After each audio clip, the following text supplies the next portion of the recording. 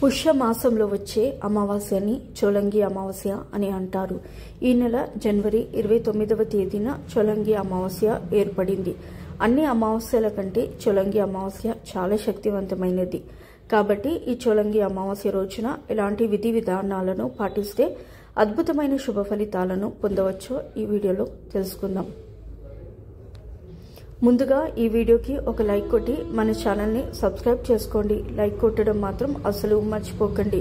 వీడియోని మాత్రం ఎక్కడ కూడా స్కిప్ చేయకుండా లాస్ట్ వరకు చూడండి. అప్పుడే మేము చెప్పే విషయాలన్నీ మీకు పూర్తిగా అర్థమవుతుంది. సో వీడియోని మాత్రం తప్పకుండా లాస్ట్ వరకు చూడండి. జనవరి 29 చోలంగి అమావాస్య రోజున కొన్ని ప్రత్యేకమైన పరిహారాలను పాటిస్తే మీ జీవితంలో ఉన్న అష్టదరిద్రాలు తొలగిపోయి అఖండ రాజయోగం సిద్ధిస్తుంది. ఈ చోలంగి అమావాస్య రోజున మీ పూజ గదిలో ఉన్న లక్ష్మీదేవి పటం ముందు 2 తమలపాకులను పెట్టి దానిపైన ఒక ప్రమిదను పెట్టి 5 వత్తులతో నెయ్యి దీపం వెలిగించండి. శక్తివంతమైన ఈ చోలంగి అమావాస్య రోజున ఈ విధంగా లక్ష్మీదేవి ముందు నెయ్యి దీపం వెలిగిస్తే అష్టదరిద్రాలన్నీ తొలగిపోయి లక్ష్మీదేవి ఆశీర్వాదంతో అష్ట ఐశ్వర్యాలు చేకూరుతాయి. ముఖ్యంగా ఈ చోలంగి అమావాస్య రోజున ప్రతి ఒక్కరూ తలస్నానం చేయాలి. అంతేకాని తలంటూ స్నానం చేయకూడదు. చోలంగి అమావాస్య రోజున తలస్నానం చేస్తే విపరీతమైన అదృష్టం కలిసి వస్తుంది. జాతకంలో ఉన్న దురదృష్టం మొత్తం తొలగిపోతుంది.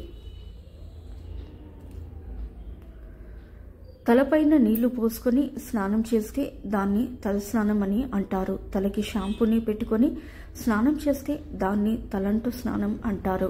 కాబట్టి ఈ అమావాస్య రోజున తలస్నానం మాత్రమే చేయాలి. వట్టి నీళ్లతోనే స్నానం చేయాలి. ముఖ్యంగా ఈ చోలంగి అమావాస్య రోజున ఒక అద్భుతమైన పరిహారాన్ని పాటిస్తే డబ్బు పరంగా మీ ఇంటికి బాగా కలిసి వస్తుంది. ఆ శక్తివంతమైన పరిహారం ఏమిటంటే ఈ చోలంగి అమావాస్య రోజున ఒక గాజు గిన్నెలో ఉప్పు వేసి మీ ఇంటి ప్రధాన ద్వారం ముందు ఆ ఉప్పు గిన్నెను పెట్టండి. అమావాస్య పూర్తయిన తర్వాత రోజున ఈ ఉప్పుని తీసి ఎవరి తొక్కని ప్రదేశంలో వేయండి. అమావాస్య రోజున ఇలా చేయడం ద్వారా మీ ఇంట్లో ఉన్న దరిద్ర దేవత బయటకు వెళ్ళిపోయి మీ ఇంట్లోకి ధనలక్ష్మి ప్రవేశిస్తుంది.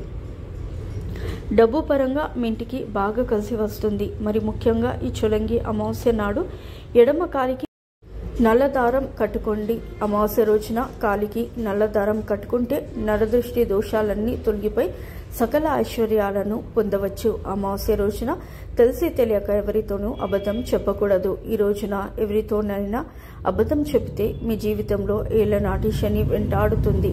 అమావాస్య రోజున ఎట్టి పరిస్థితుల్లోనూ ఆలస్యంగా నిద్ర లేవకూడదు. అమావాస్య రోజున ఆలస్యంగా నిద్ర లెగిస్తే మీ ఇంట్లో దరిద్ర దేవత తిష్ట వేసుకొని కూర్చుంటుంది. బీరువాను లక్ష్మీ రూపంగా భావిస్తారు. అమావాస్య అంటే లక్ష్మీదేవికి ఇష్టమైన తిథి.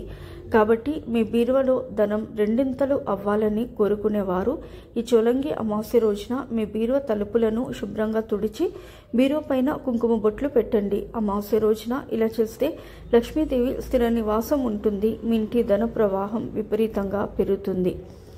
రావి చెట్టులో విష్ణుదేవుడు కొలువై ఉంటాడు. విష్ణుదేవుడు ఎక్కడ ఉంటాడో అక్కడ లక్ష్మీదేవి ప్రత్యక్షమవుతుంది. కాబట్టి ఈ అమావాస్య రోజున కొన్ని రావి ఆకులను తెచ్చుకొని మీ ఇంటి గుమ్మానికి కట్టుకోండి. ఇలా చేయడం ద్వారా లక్ష్మీదేవి మీ ఇంట్లోకి అడుగు పెడుతుంది.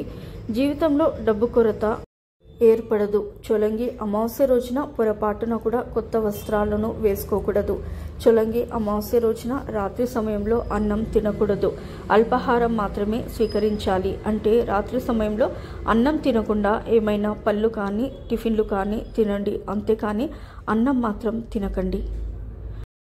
గోమాతలో 3 దేవతలు కొలువై ఉంటారు. కాబట్టి ఎంతో శక్తివంతమైన ఈ చోలంగి అమావాస్య రోజున గోవుకి ఏదైనా ఆహారాన్ని తినిపించండి. సకల దేవతల ఆశీర్వాదాలు మీ ఇంటిపై ఉంటాయి. అమావాస్య రోజున ఆహారం తినిపిస్తే కుటుంబ కష్టాలన్నీ తొలగిపోతాయి. తరతరాలు తరగని ఐశ్వర్యం వరిస్తుందని జ్యోతిష్య పండితులు చెప్తున్నారు. అమావాస్య రోజున మధ్యాహ్న సమయంలో అస్సలు నిద్రకూడదు. అలాగే అమావాస్య రోజున రాత్రి సమయంలో పసిపిల్లలను బయటకు తీసుకురాకూడదు. అమావాస్య రోజున గడ్డం తీసుకోవడం, జుట్టు కత్తిరించుకోవడం, గోళ్లు కత్తిరించడం చేయరాదు. ఇలా చేస్తే మాత్రం జీవితాంతం పేదరికం ఏర్పడుతుంది. సో అమావాస్య రోజున ఈ పనులన్నీ అస్సలు చేయకూడదు. ఎవరి ఎవరికైతే పెళ్లి కావట్లేదు, అలాగే భార్య భర్తల మధ్య గొడవలు ఉన్నవారు ఈ చొలంగి అమావాస్య రోజున అరటి చెట్టుకు ప్రదక్షిణాలు చేయండి. దంపతుల మధ్య కలహాలు తొలగిపోతాయి. అలాగే పెళ్లి కాని వారికి మంచి సంబంధం కుదురుతుంది. అలాగే చొలంగి అమావాస్య రోజున బియ్యం పిండిలో కొంచెం పంచదారను కలిపి చీమలకు ఆహారంగా వేయండి. ఇలా చేయడం వలన పితృదేవతల ఆశీర్వాదం పొందవచ్చు. అమావాస్య రోజున రావి చెట్టుకు ప్రదక్షిణాలు చేస్తే వంశపారంపర్యమైన దోషాలన్నీ తొలగిపోతాయి. ముఖ్యంగా ఈ చొలంగి అమావాస్య నాడు స్వయంపాకం దానం చేస్తే చాలా మంచిది.